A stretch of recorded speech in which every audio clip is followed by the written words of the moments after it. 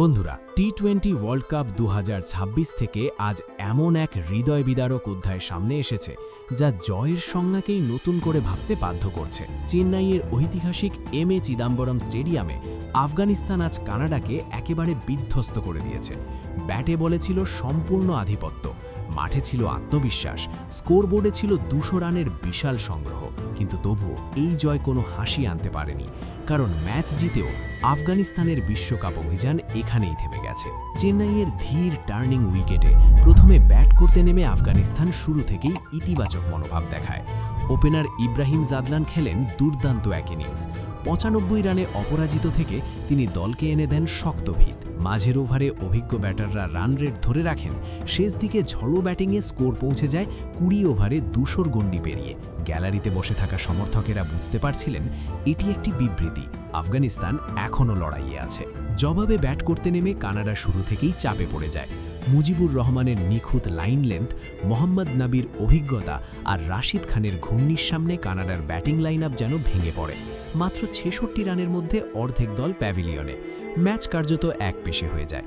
দর্শকদের চোখে তখন একটাই ছবি, আফগানিস্তান জিতছে এবং বড় ব্যবধানে জিতছে। কিন্তু ক্রিকেট শুধু মাঠের 22 গজে সীমাবদ্ধ নয়, সমান্তরালে চলতে থাকে সমীকরণের হিসেব। অন্য ম্যাচের ফলাফল, রান রেটের অঙ্ক সব মিলিয়ে হঠাৎ খবর আসে এই জয়ও আফগানিস্তানকে সুপার 8-এ তুলতে পারবে না। মুহূর্তে স্টেডিয়ামের আবহ বদলে যায়। উল্লাসের বদলে নেমে আসে অদ্ভুত এক নীরবতা। শেষ বল পড়ার সঙ্গে সঙ্গে জয় নিশ্চিত হলেও আফগান খেলোয়াড়দের মুখে ছিল না আনন্দের হাসি, ছিল কেবল হতাশার ছায়া। পোস্ট ম্যাচ প্রেজেন্টেশনে যখন অধিনায়ক রাশিদ খান মঞ্চে ওঠেন, তখন পুরো পরিবেশটাই যেন ভারী হয়ে ওঠে। বিশ্বের অন্যতম সেরা স্পিনার, যিনি মাঠে সবসময় আত্মবিশ্বাসী ও আগ্রাসী, সেই রাশিদ আজ ভেঙে পড়েছিলেন আবেগে। কাপা হাতে মাইক ধরেন, কিছুক্ষণ চুপ থাকেন, যেন শব্দ খুঁজে পাচ্ছিলেন না। তারপর ভারী কণ্ঠে বলেন, আজ আমরা ম্যাচ জিতেছি, কিন্তু মনটা ভেঙে গেছে। আমরা 100% দিয়েছি, তবুও হয়তো ভাগ্যে অন্য কিছু লেখা ছিল। তিনি বলেন, এই বিশ্বকাপ শুধু ক্রিকেট ছিল না, এটি ছিল তাদের দেশের মানুষের আশা। যুদ্ধ, দারিদ্র্য আর অনিশ্চয়তার মধ্যে যারা ক্রিকেটের সামান্য আনন্দ খুঁজে পান, তাদের মুখে হাসি ফোটানোই ছিল আসল লক্ষ্য। সবচেয়ে কষ্ট হচ্ছে আমরা সেই হাসিটা দিতে পারলাম না।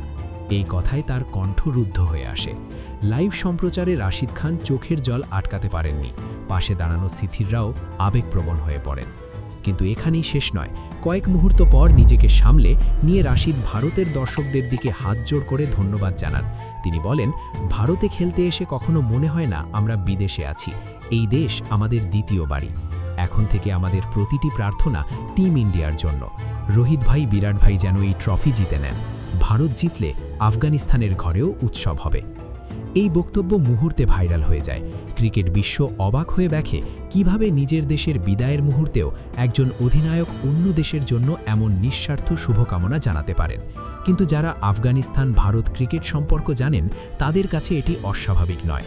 একসময় যখন আফগানিস্তানের নিজস্ব আন্তর্জাতিক মাঠ ছিল না, ভারতই তাদের অনুশীলন ও হোম ম্যাচ আয়োজনের সুযোগ দিয়েছিল। সেই সম্পর্ক শুধু কাগজে কলমে নয়, হৃদয়ের গভীরে গাথা। ড্রেসিং রুম সূত্রে জানা যায়, ম্যাচের পর পরিবেশ ছিল গভীর আবেগে ভরা। রাশিদ খান সিথিরদের ঘিরে বলেন, মাথা উঁচু করে রাখো, আমরা বাদ পড়েছি, কিন্তু আমাদের লড়াই সারা বিশ্ব দেখেছে। এই যাত্রা শেষ নয়, এটা শুধু শুরু। একজন অধিনায়ক হিসেবে তিনি কেবল কৌশলগত নেতৃত্বই দেননি, দিয়েছেন মানসিক শক্তিও। আফগানিস্তান এমন একটি দল যারা সারা বছর বিভিন্ন টি-20 লিগে অসাধারণ পারফরমেন্স করে নিজেদের নামের মূল্য তৈরি করেছে। ভারতীয় দর্শকেরাও টিম ইন্ডিয়ার পাশাপাশি আফগানিস্তানকে গভীর ভালোবাসা দেয়। এবারের বিশ্বকাপ ভারত শ্রীলঙ্কায় হওয়ায় সমর্থকেরা চেয়েছিল আফগানিস্তান অনেক দূর যাক, কিন্তু রান রেটের সূক্ষ্ম অঙ্ক তাদের স্বপ্ন থামিয়ে দিয়েছে। স্কোরবোর্ডে 200 রান, বোলিংয়ে আধিপত্য, তবুও নামের পাশে লেখা এলিমিনেটেড। একজন ভারতীয় সমর্থক হিসেবেও অনেকেই মনে করেন আফগানিস্তান একদিন বিশ্বকাপ জিতবে, টি-20, ওয়ানডে বা যে কোনো ফরম্যাটে, কারণ তাদের লড়াই, আবেগ আর প্রতিভা সেই সামর্থ্য রাখে। রাশিদ খানের চোখের জল হয়তো আজ কষ্টের প্রতীক, কিন্তু সেই অশ্রুতে লুকিয়ে আছে ভবিষ্যতের প্রতিজ্ঞা। বন্ধুরা, এই পুরো ঘটনায় আপনারা কি দেখলেন? এটি কি কেবল একটি দলের বিদায়, নাকি খেলাধুলোর প্রকৃত স্পিরিটের এক অনন্য উদাহরণ? আপনার মতামত জানাতে ভুলবেন না। ভিডিওটি ভালো লাগলে লাইক করুন, শেয়ার করুন আর চ্যানেলটি সাবস্ক্রাইব করে বেল আইকনটি প্রেস করতে ভুলবেন না। ধন্যবাদ সবাইকে।